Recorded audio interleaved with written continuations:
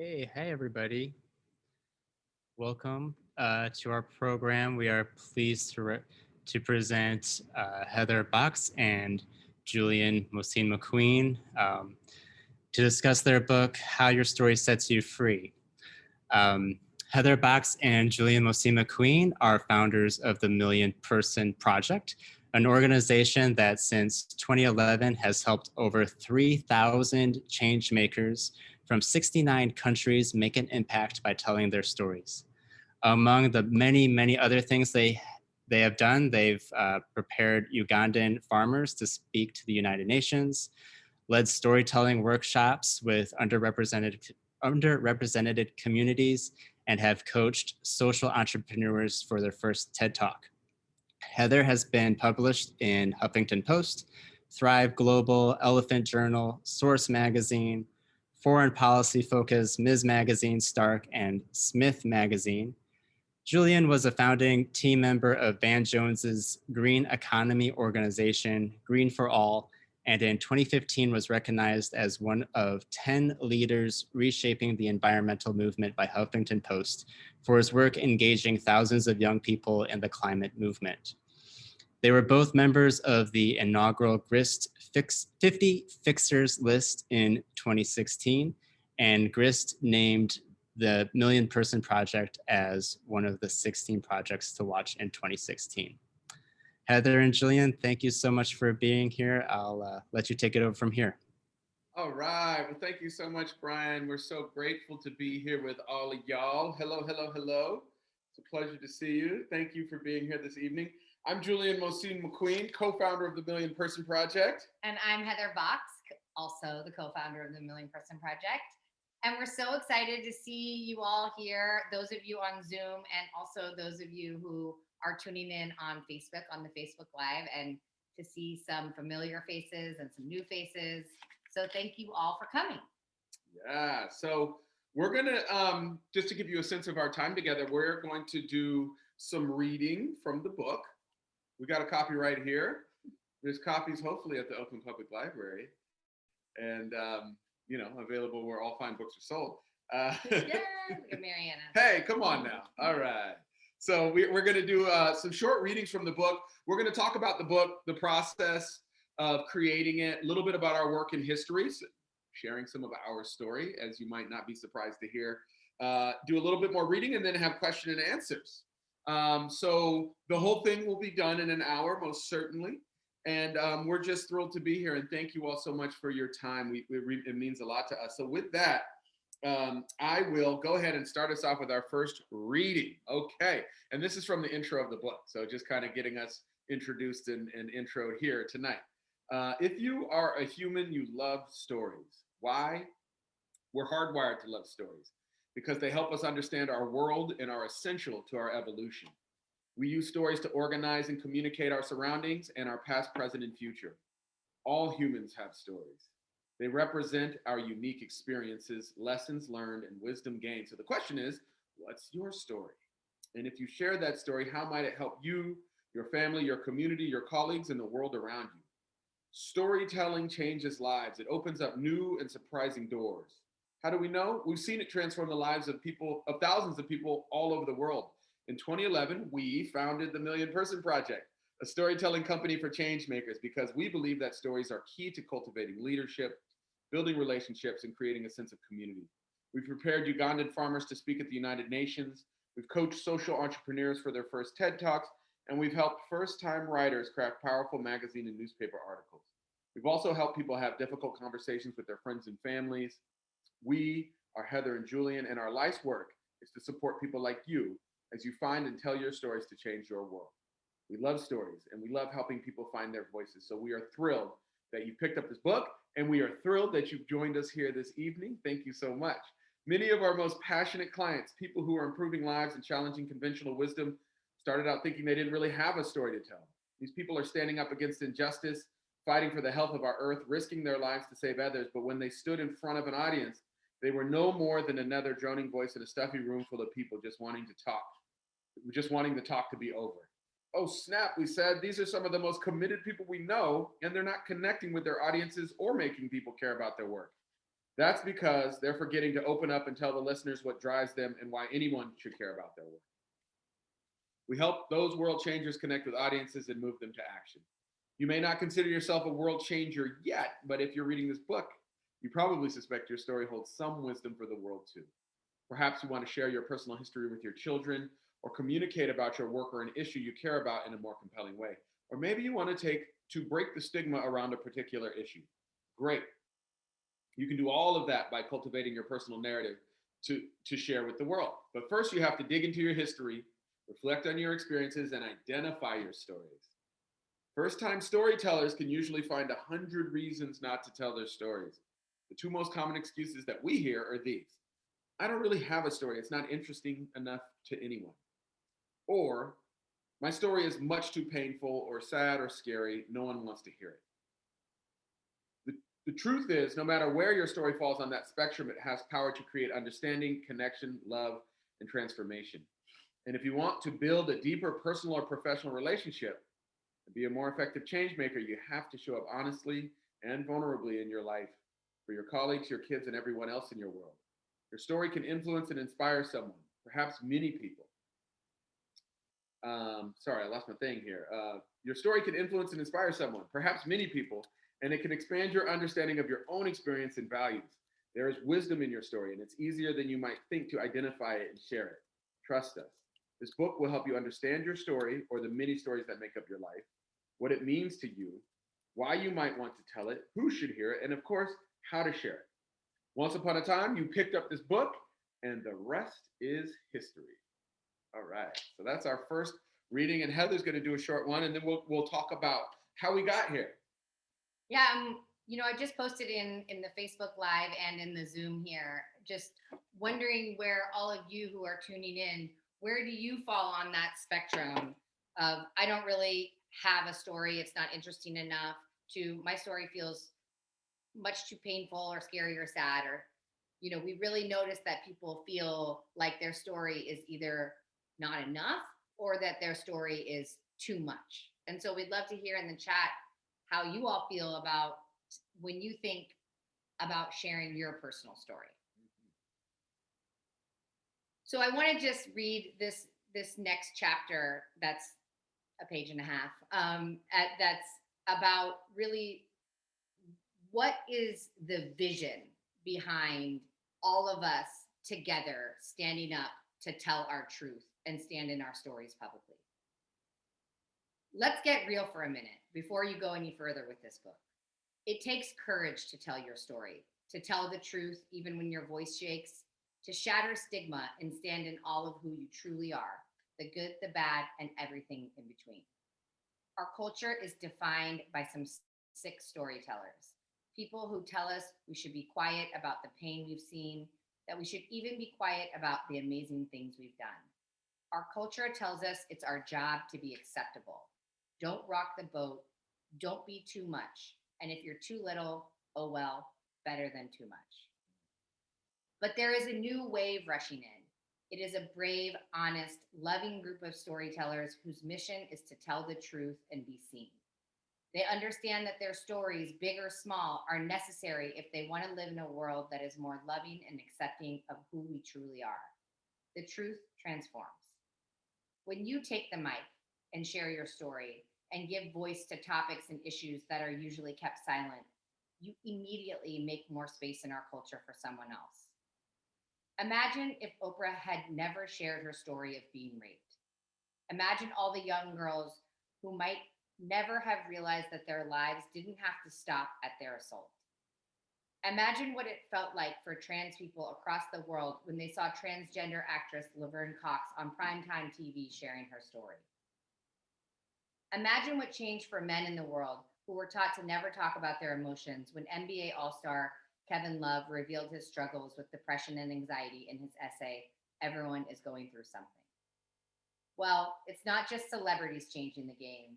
In classrooms, in auditoriums, in conference rooms, and at kitchen tables across the world, people are sharing their stories and changing everything. Women and men are breaking the silence on taboo subjects like abuse. Parents are speaking openly about the challenges of having a child with a developmental disability. Leaders are sharing how it feels to be paralyzed by self-doubt. Fathers are publicly reflecting on the difficulties of raising sensitive sons. Teenagers and senior citizens alike are talking about their depression. Teachers are coming out as gay in front of the whole school. Undocumented youth are taking extraordinary risks to assert their rights to education. And you have a story that is part of this culture shift. It's time to tell it. Mm-hmm. All right, take them to church. Thank you, Heather. So again, thank you all for being here. This is really, really exciting. So this was going to be an in-person event, and it was going to take place, I believe it was March 21st of last year or something like that. And so we all collectively had a big change of plans right around that time. And so we weren't able to do it in person, but I'm still so thrilled to be here tonight because this was one of the big four for us. So when we released the book, we did a number of sort of mini book tours, mostly self-organized with the help of our publisher and just like friends in different places. And then we'd go and read. But Sebastopol, where Heather was born and raised, was one of our biggest and best and most exciting places to go. I was raised in Humboldt County, and we did a book reading up there, and that was really, really special. And of course, our hometown of San Francisco was really exciting. But I was raised in Humboldt County, but I was born in Oakland. And so I'm an Oakland native. And so it was really important for me to get to do something in and with the Oakland community. So tonight is a big deal for me. And as I think about my story, Oakland played such a pivotal role and continues to play a pivotal role. And it's interesting. And I'm so glad my brother and my sister-in-law, Marcos and Shannon, are on. What up, y'all? I'm so glad you're here. Of course, so much of my story I share with Marcos, but we were, as I said, born in Oakland, in West Oakland, and we moved out at a young age. And it was a big, big decision for my family, and one that resonated for our entire life, continues to, and also one that we talked about a lot. My parents would be very forthright and talk to us about why we left Oakland, and we would visit Oakland often and visit our family in Oakland. In fact, shout out to my cousin Shannon McQueen, who works at Oakland Public Library and is through whom I reached out to say, hey, is this something we can do? So I'm really grateful to her for this opportunity. But a lot of family in Oakland, and so we were here.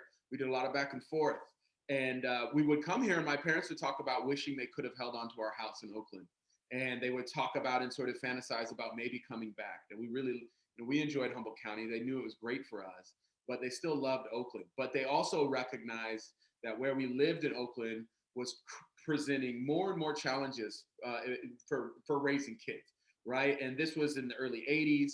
So a lot of the industries and factories that had supported the Black working class community that we lived in West Oakland had left over the course of that 60s and 70s, through the 60s and 70s into the 80s. At the same time, crack cocaine was introduced into the community and was hugely destabilizing. We were right in the heart of it. And my dad particularly, he felt like it was going to be too hard to raise his boys. And in what he saw coming, and there's more context to that based on what he was seeing and where he was seeing it from. He was working as a liaison with the police department at a nonprofit. So he had an insight into what was happening. And so he decided to move, but how he would tell it to us is he said, I wanted you to be in a community where I felt like you guys could just be kids as long as you wanted to be kids. And that's how he explained it to us. And that's how we came to understand it. And it's, and so for me, I think about that, and I think about leaving and what that meant, and what it meant for our story. And in part, I'm sure Marcos can understand this, but for me growing up, there was a big part of that Oakland story. Oakland is just so cool. And especially to a kid growing up in the 80s and 90s, Oakland had like some of the biggest rappers in the world, like MC Hammer, and some of the coolest and dirtiest rappers in the world, like Too Short. They had it all, So for me, I claimed Oakland hard. Now you have to understand, at this point, I was a country boy. I hadn't lived in Oakland since I was 3 or 4, right? So, there was a story that I adopted and told that really didn't have much to do with my experience at all, right? But as I've grown older, I've come to appreciate that and kind of laugh at it and recognize I really try to pull my cool points from being from Oakland. But as I grow older, that story has grown so much deeper. And I think about my Aunt Lee and my Aunt Maud coming up from Mississippi as part of the Great Migration, coming into Oakland in the 50s and 60s, putting down roots, opening up a beauty shop, buying homes, homes that they could open up to their family, like our Grandma Deer and her kids. My Grandma Deer, with an assistance from my dad, who was the oldest, drove from Mississippi to California in 1961. That's how we ended up in Oakland. I think about my mom and dad meeting at Merritt College when it still was in the flatlands, as they said, in North Oakland in the 70s, in the early 70s, and all that was taking place and burgeoning and coming out of that community of Oakland and that community of Merritt College. I think about that legacy, and that there, certainly at that time, very few places in the world, there's certainly very few places in the United States where, my parents could meet and thrive as an interracial couple. Oakland was that place.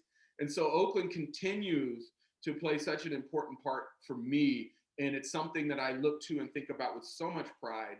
And I'm so grateful that despite having left at a young age, that I have that connection to Oakland. And in some ways, it was this fantastic connection of what might have been if I'd grown up there as a cool kid. But boy, it is truly a deep connection, and one that I'm so proud of, and one that has shaped all of who I am and what I do. So I have Oakland to thank for that. So I wanted to just share that story to give a little bit more context for why we're so fired up to be here tonight, and the fact that my story guided us here.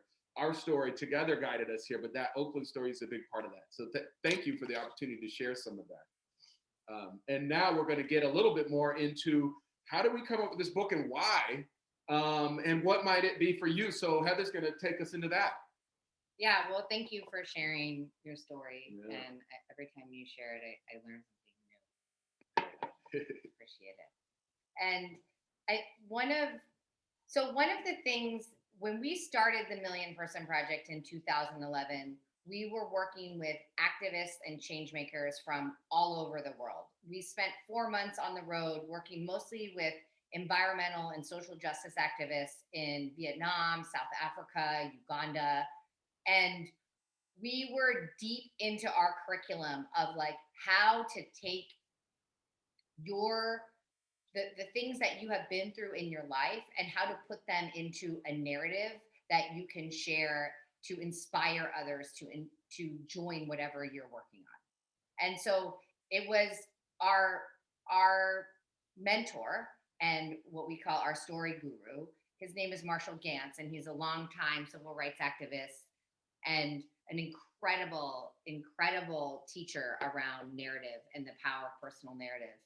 And what he really helped us to see is that if you want to move somebody to action, if you want them to join your campaign, if you want them to help you in the initiative to clean up the beaches or the lakes or whatever it is that you're working on, that you being able to talk about your values and your personal life experience that shape those values, that is a really big game changer in terms of your leadership.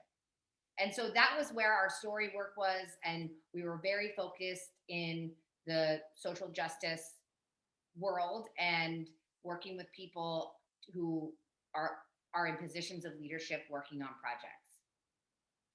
And in, a few years ago, what happened was I was working with a client who had a really big talk called the Creative Mornings Talk. Her name was Christina Amini, and she was one of the editors at Chronicle Books. And we work with clients over the course of 6 months, and we move them through different modules. One that I'll show you right now, that's in the book on page 45, I think. And I worked with her for 6 months to create this series of speeches that she was giving around her work.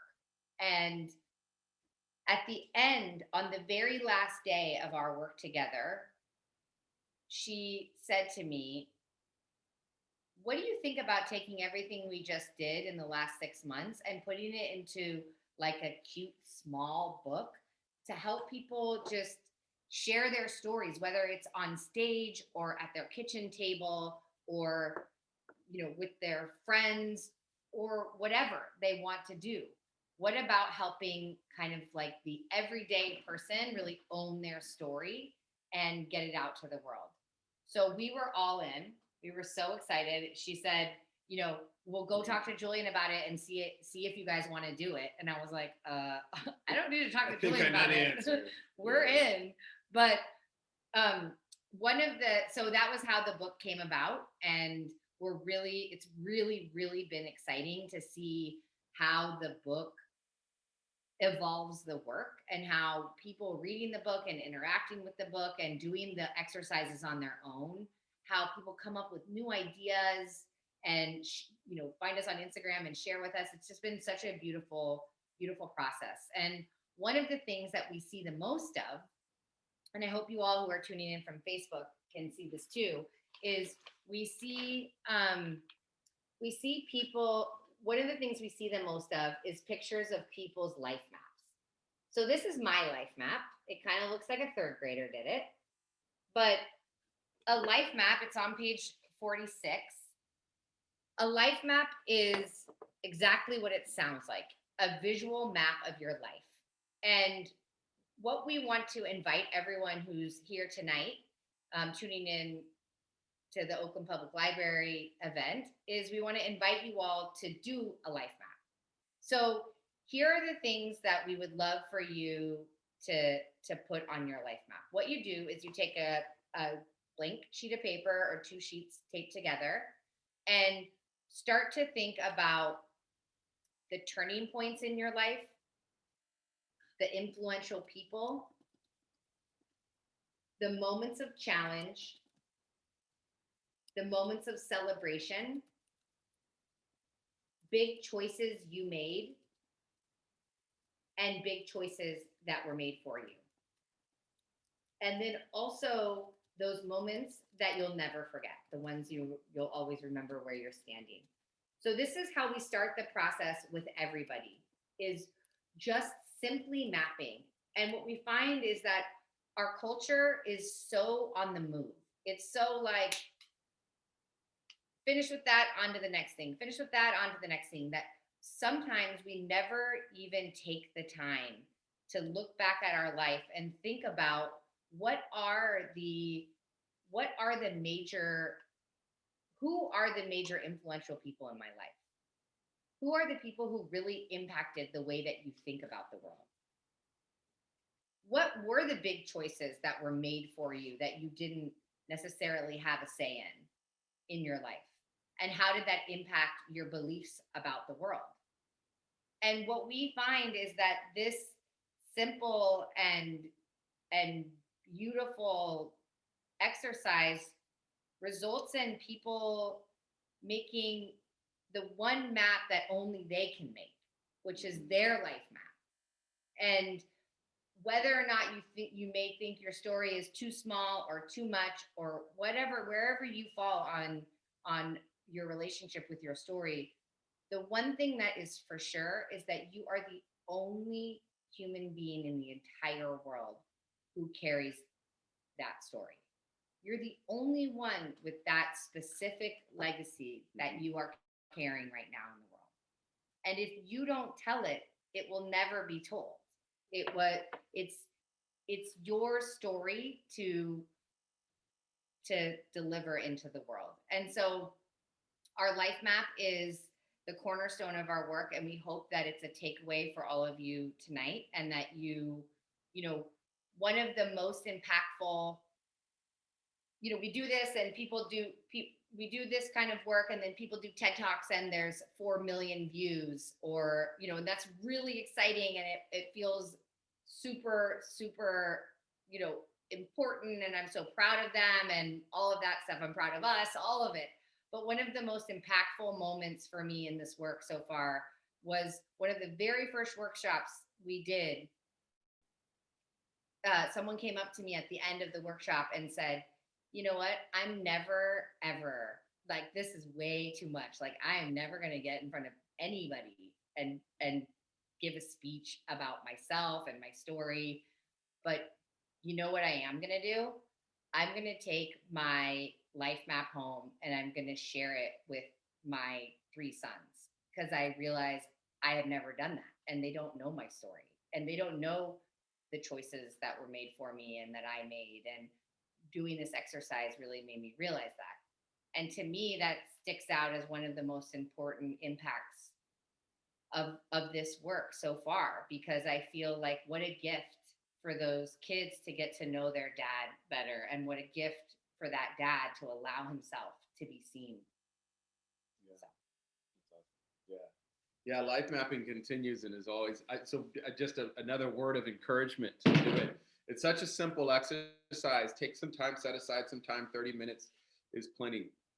Or sometimes people take days. We have to like rein them in. But either way is fine. But really can be so illuminating. And one of the core elements of our work with people around life mapping is ensuring that they share it with at least one person, because so much of the breakthroughs and the ahas and the patterns reveal themselves, themes reveal themselves when you share it.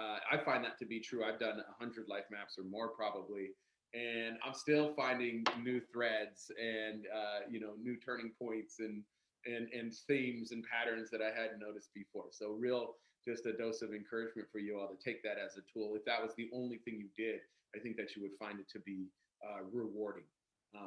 So right on. Thank you. And thank you for sharing yours there. So we're going to do I'll do another quick reading here. It's actually a story. It's part of my story. And I recognize now, and I hadn't even thought of this before I started this today, before we got started today, but this is totally kind of adding some nuance and sharing part of my story that really speaks to how I got into this work.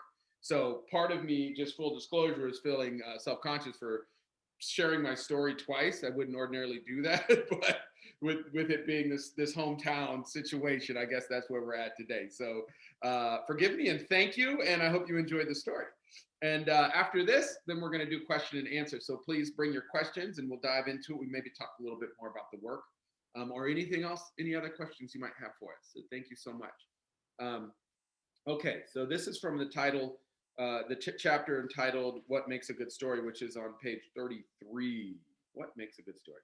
Heather and I scooted over to make more room as we took our seats on the floor of a beautiful home in the Presidio Heights neighborhood of San Francisco. The room was small and packed with about 30 people. We were there for a fundraiser, invited because Heather, although only 26 at the time, was managing director of a national nonprofit working with young people and was invited to these types of things. We had come to see a rising star in the world of social justice and environmental nonprofits named Van Jones. We knew Van a bit, but not really. We had joined him recently when he was protesting a youth prison near Sacramento. He was fiery and furious that day, speaking from the back of a truck bed.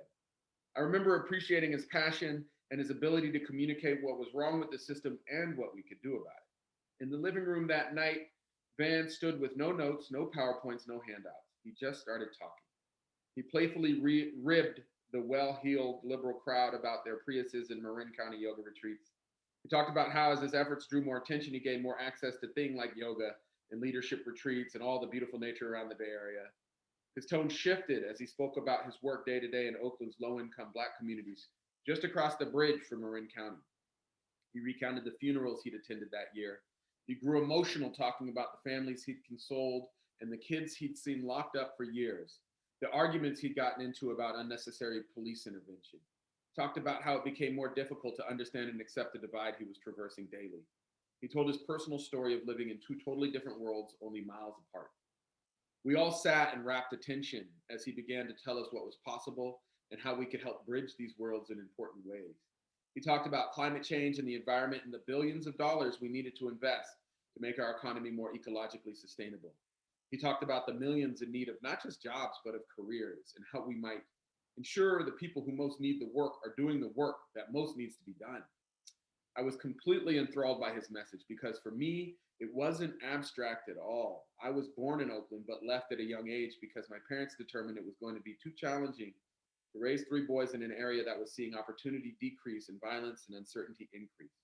It was a decision that my brothers and I grew to appreciate, but one which we often lamented. Who would we be if we'd stayed in Oakland? We'd ask ourselves. Still, I knew the kids Van was speaking of.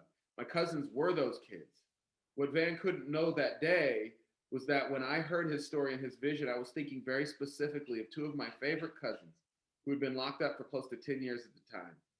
As my heart rate increased and tears filled my eyes, I was thinking, how can I position myself to help my cousins when they get out in a few years? I told myself that day that the answer was to join Van in his efforts and to cultivate relationships and connections for my cousins and others like them. I would join Van's new organization, Green for All, less than a year later. I worked at Green for All for 9 years, and the Million Person Project finds its lineage in my work there. It all started that evening on the floor of that home. Stories can change your heart, and when your heart is moved, there is no telling what you can do. Quite simply, Van told a story that changed the course of my life. I am forever grateful for that, and I've never forgotten the power of a story well told from the heart. Thank you so much for sharing that, Julian. And I really remember that moment too. And I just remember your clarity and determination of like, I'm working for that guy. It was like, there was no question in your mind. And it was really powerful. And I do really think that so much of what, you know, as humans, we like the book says, we are hardwired for stories, and so much of what we want so badly is for people to emotionally connect to what they're saying and share what is most meaningful to them. And why that is so hard to do, you know, is just a total, you know, it's a total mystery. But we can, with courage and preparation and grace, we can change the way that we show up in the world and show up more authentically and more vulnerably and more willing to stand up for the things that are most meaningful to us. So we would love to hear any of your questions, any questions that you have about storytelling, about personal storytelling, about The book the itself, book itself. our work, the process, any of that. And we can take questions. There's it's an intimate enough crowd that we can take questions. You can unmute yourself and ask a question if you'd like. Feel free to do that. We're also tracking, this is Facebook, huh? Yeah. So we're tracking Facebook. So if you're tuning in on Facebook, you can type your question as a comment. You can also use the chat function here on Zoom to type questions. So we'll just pause and see if there are any questions.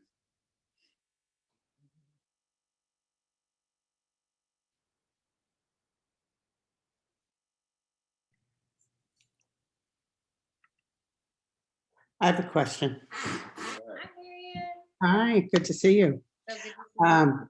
I'm curious about how your work's changed during the pandemic. You're so used to traveling and being on the road, and I know you have a little one now also. You know.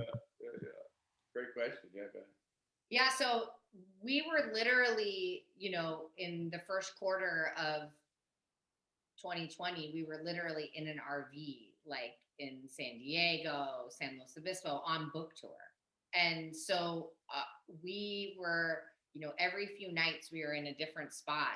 And, you know, I think, you know, we would have like, you know, these really fun short readings, you know, but then we would go out afterwards to the neighborhood restaurant and stay for hours and hours, just like meeting different storytellers from the community. It was so beautiful and great to get that whole, like, all those strangers and all those friends coming together around story. So it's changed a lot because we now spend a lot of time on Zoom. But one of the things that we're very analog people, if you notice, if I need to remind you, we're very low tech. And so it's really, we love to be in person. So whenever we had the chance to work with people in person, we would fly and we would go and we would be with them in person. And we had sort of told ourselves a story that this work works better in person. And I don't think without the pandemic and literally every single thing going online, I don't think we would have realized that actually, though maybe it's a little less dynamic, the work itself can happen on Zoom just as well as anything else. And the bonding and the getting to know each other, the feeling of accomplishment of people standing up and telling their truth for the first time, that all translates online. And that's been a beautiful realization, because like we did a PBS workshop the other night with 500 people or 300 people or something. It was more people than we'd ever done a workshop with by far. And I don't know if we would have been willing to take that on in person. Yeah, to take that on in person and to see the the possibilities that came from that was amazing. So yeah, and it's been it's cool just because it's pushed us to innovate around how we do the work. And so for me, a lot of the work, my part of our work together is mostly focused on supporting organizations. So it's always small groups from 5 to maybe 40 or 50. And so it's been a lot of work to think about how do we break down our curriculum in a way that's digestible in this format. But we've done that work with support from partners and people that like, let's give it a shot, sure. And I'm like, okay, let me see how I can do this. And it's worked well, and it's really exciting because it's something that we now have moving forward, and I think it is important. It really opens up ways of working with folks that we didn't, as Heather said, didn't really see as possibilities. So it's actually been it's been good in that way. It was useful in that way, maybe I should say. Yeah, and it was also useful because when we were on book tour, Roman, our baby, was like 10 months, and we could just plop him down in someone's lap with a bottle and he was happy. And now he would be like destroying the bookstore. Oh, so no. Yeah, we couldn't do none of what we were doing. Yeah, it's a totally different world. Yeah, traveling with him would be a whole different We would just put him to sleep in the stroller and put him under the some little dark corner of the restaurant, and he'd just sleep there. Yeah, it was great. So there's a question over here from Shannon McQueen. Just wondering. Hey, cuz, what up? Just wondering, what did you all most enjoy about writing your book? I would say two things. One, because it's so small and cute, it really, and it's also part of a series called the House series. So the House series has a number of books. They're all small, they're all cute, and they're all designed to be really accessible, and they're all designed to be, part inspiration, part information, and part action, right? Take it and use it. So we had a model, so that was really helpful. We were modeling it on a book called How Art Can Make You Happy. So given that, it was really fun to see how well what our curriculum was able to translate. And it's not our whole curriculum, but it's a good portion of it.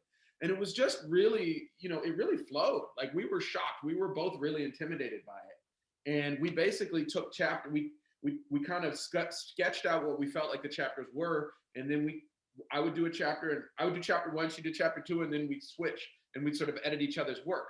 So that was really fun, just the way that it flowed. The other thing that was really fun is Amy Thompson, who is now one of our employees and who's tremendous, just by dumb luck found us somewhere and reached out and wanted to be an intern for us as she was doing graduate work. And I just liked her vibe. She ended her introductory email with a poem that she had written. So I was just like, this right on, this girl's cool. So she ended up coming out right as we were writing the book. And she was really, along with Rabina Riccatello, was our really core editors for our part of the work. We had editors at our publisher as well, but our editors were Amy and Rabina. And it was really a joy to work with them and just to get those two brilliant eyes on our work and giving us feedback and helping us refine and refresh. And Amy in particular, because she was so new to it, but was really passionate about it, provided really cool insight just with such fresh eyes. So that was also really cool. Yeah, and so there's a question. So my favorite part was co-writing. Co-writing. Yeah, yes. It was so fun to just co-write together. Yeah. I'd never done that. So there's a question here that says, do you consider your audience, who your audience may be when developing your story? Great question, Brian. Thank you for that. Go ahead. Yeah, so the answer is absolutely. One of the things that we do with audience work is we think, who is your audience and what is their belief about your subject matter? So what do they believe before they hear you talk about your subject matter? And then the second question is, after hearing your talk, after hearing your story, how does their belief about that subject matter shift? And that answering that simple question can be really clarifying about what parts of your story you want to be sharing to help support them in that shift. So that's that's how we coach people around audience work. But most importantly, like above all, and this is something that we say over and over and over again, you, the storyteller, are your own first audience member. So really, you have to be moved by what you're saying, and you have to be emotionally connected. It has to be so meaningful to you. That's the main barometer around storytelling.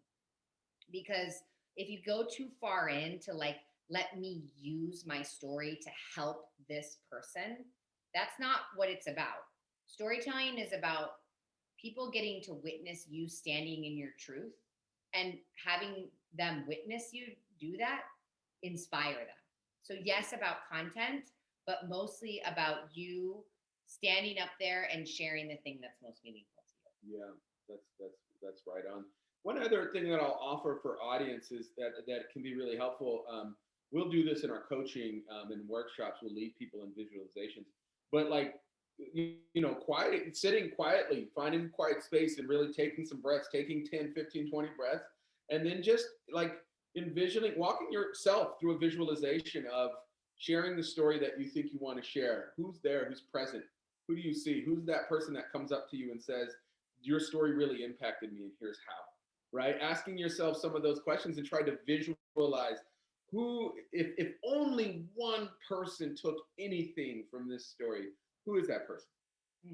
And see if you can put a face to them. It might be somebody you already know. It might be somebody you've known in the past. It might be a composite. But just starting to get a sense of who that can be really useful. And then asking those questions about, okay, well, what did they take away? How did they change their understanding? How did they change their action? That can be really useful too. So this is from Linda. Hi, Linda. Thank you for being here. In my writing group, I am described as an observer. It seems right to me, as when I write, I only get emotions on a superficial basis. Your ideas on how to go deeper will be appreciated. Okay. Yeah, Linda, do you have anything else you want to add to that? I see you're unmuted, I think. Yeah, as writing in business for 30 years and doing advocacy work and training work, it was definitely unemotional. And I really have trouble breaking through that, what I would describe as a barrier. Yeah, cool. Well, thank you so much for sharing that. So the thing that popped into my mind is, first of all, life mapping. I think that could be really useful. And part of why we do life mapping, or a big part of it, is helping people identify values. Like, what are the values that guide you? What do you really care about? What are your most deeply held beliefs? Usually when you're looking at values and you're working to understand why you care about things, why you hold certain values very closely, there's some really core stories that have shaped those values. And those core stories are, a mix of positive and negative, but they're always really, often they are real moments of, and maybe we didn't know it at the time, but they're real moments of transformation. And usually somewhere in there, or in some of those stories, there's some of that real emotion that you might be able to touch and feel. So one thing that I would offer to you is as you think about stories that you might want to share, and this is for personal storytelling, right? But as you're thinking about what stories you might want to share, look at it through the lens of values and walk backwards towards, like, why do I care about this? What is it that I care about? And how did I come to care? What has moved me to care so much, right? What has moved me to care so much? I mentioned that just by way of example, I mentioned how our dad used to share with us. I wanted you all to be in a place where kids could be kids as long as they needed to be. And the subtext of that was the heartbreak for my dad that he didn't feel like Oakland was the place at that time. Right. And often it wasn't a subtext. It was something he would share. Like, I loved Oakland. It broke my heart to leave, but I wanted you to be in a place where kids could be kids. So when I think about that, that has really shaped who I am and what I care about.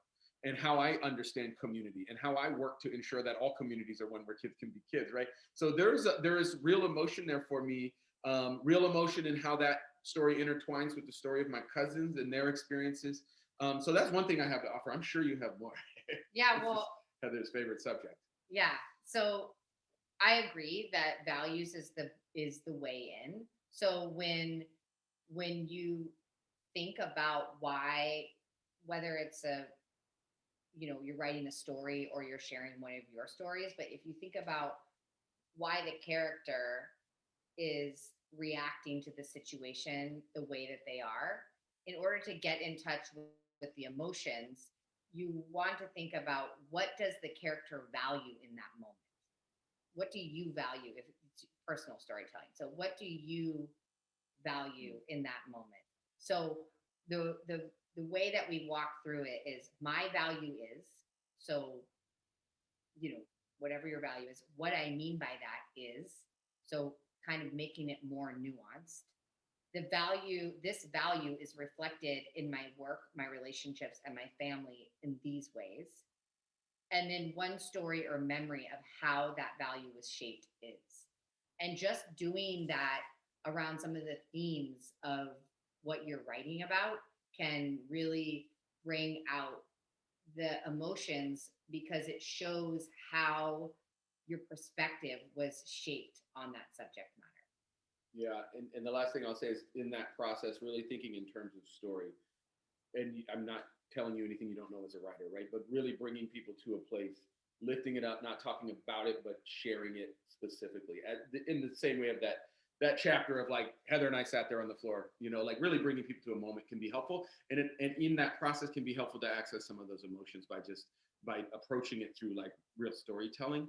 I see you have this additional question on thoughts on overcoming an NDA. I don't have much to offer there. Certainly, I don't want to offer much because I'm not a lawyer and I don't know nothing about that. We work with people that have sensitive stories that are very sensitive to people in their life.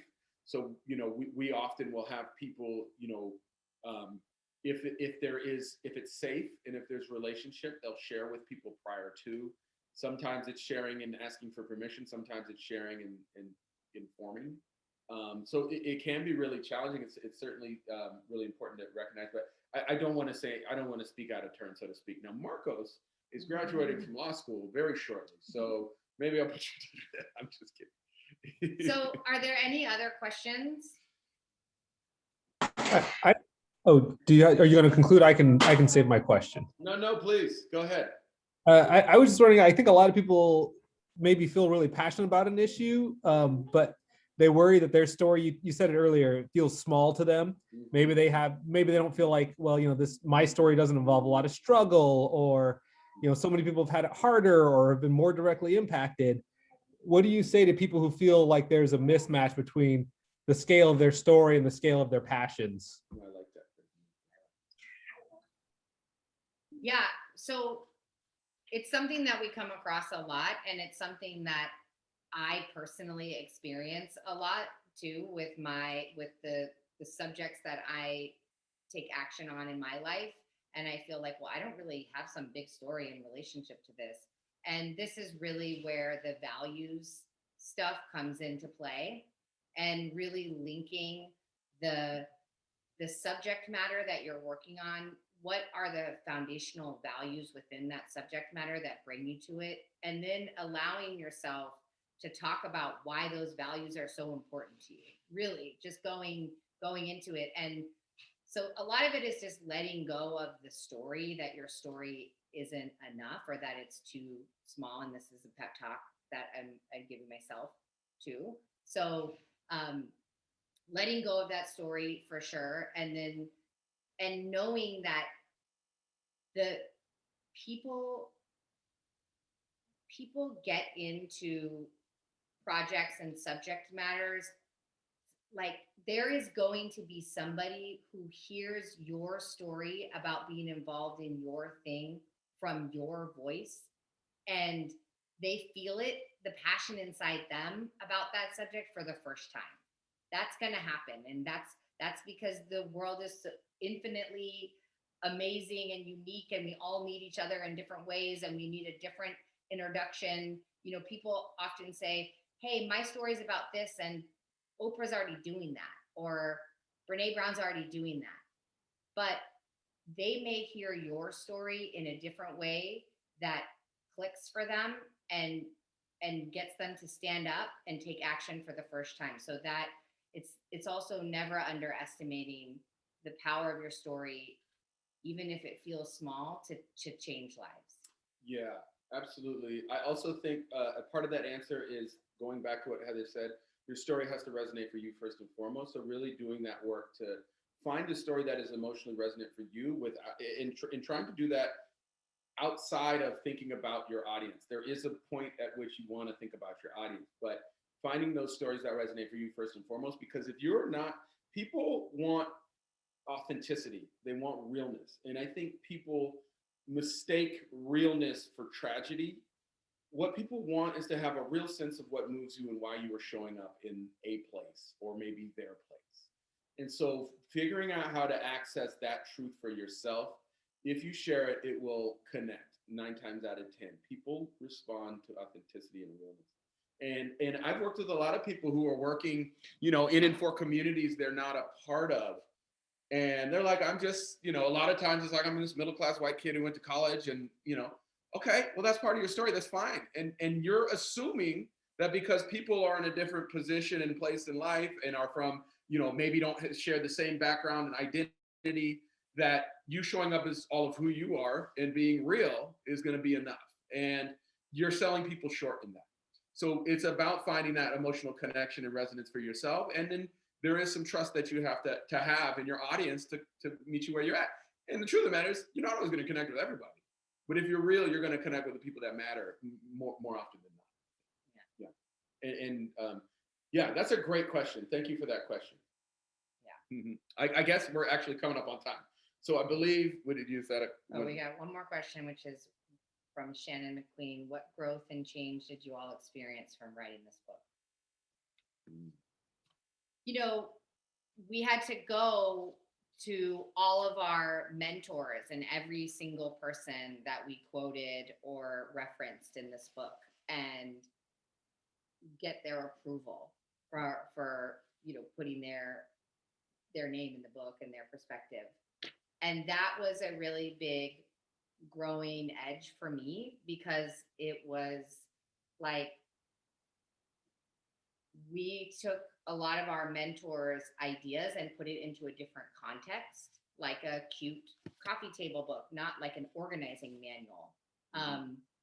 Or, you know, and so that was those conversations. I felt like I grew a lot from them, because I really had to believe that this was worthy, and that I really wanted their blessing, and not just because I wanted them in the book, but because I want to be a thought leader with them in this work going forward.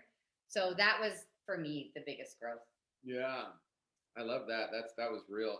For me, I think part of it was, for me, it was actually like, you know, we stake this claim that like everybody has a story worth sharing.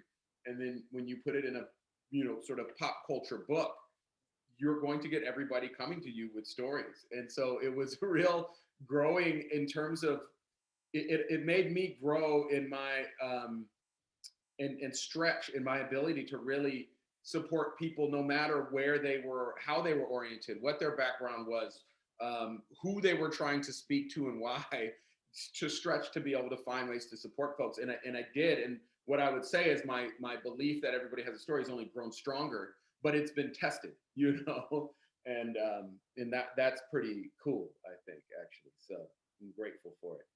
It's time. Should we read this last page? Okay. Yeah, so Julian's going to read the very last page of the book, and just in closing, and we'd love to hear from you all in the chat, just one word of a reflection. What are you feeling right now? What are you taking with you?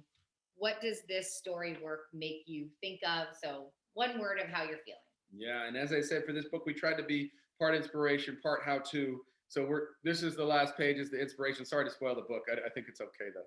It's time to step out, step up, and share with one person, 10, or 1,000. The time is now. You may be thinking that you need more time to explore your story. You may be thinking you need to write it out to perfection. You may still be wrestling with truly believing your story is worth sharing. Here's the theme. The act of actually sharing your story, even with just one person, will reveal more to you about your story and its potential to transform you and those around you than any amount of thinking about it will. So this chapter is your pep talk. You are ready. Committing to the truest version of yourself takes courage. Your heart will probably beat faster than you want. You might need a few extra ice cream cones in the process, but it's worth it because you have one chance on this planet as you. So you might as well be the most you can be in this lifetime.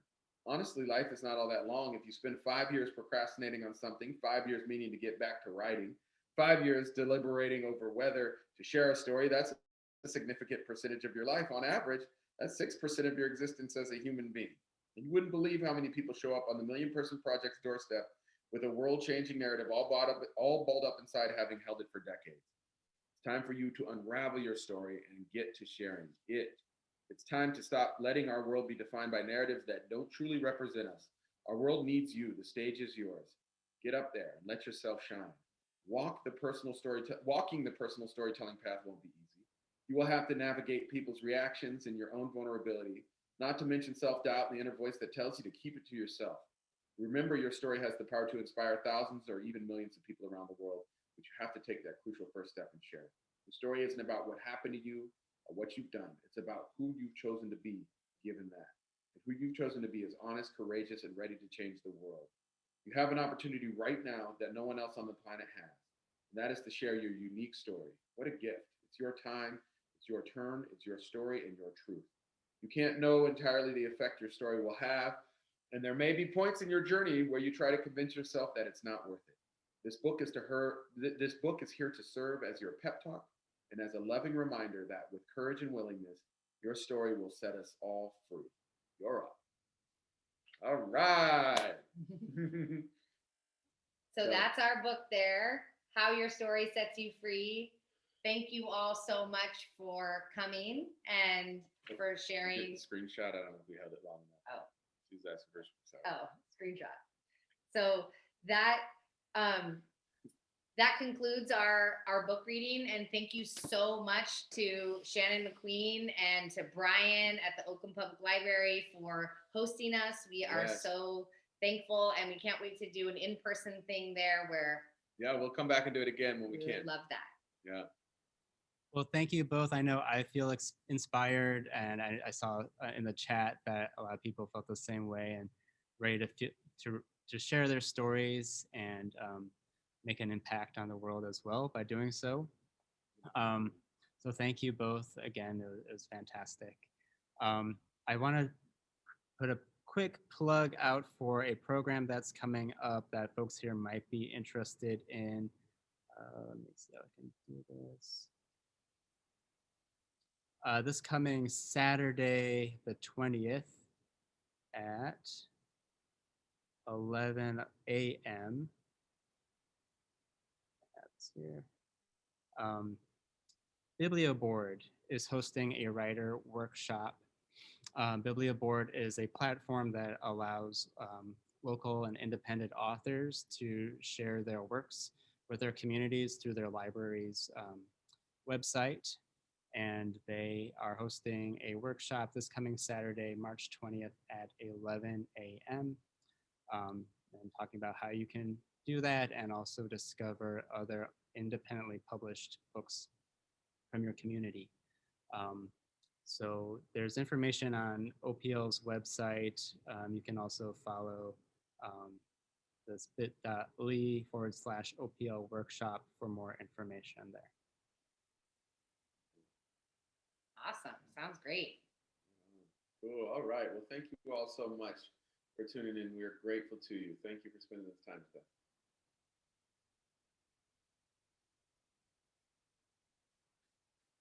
Bye, Victor.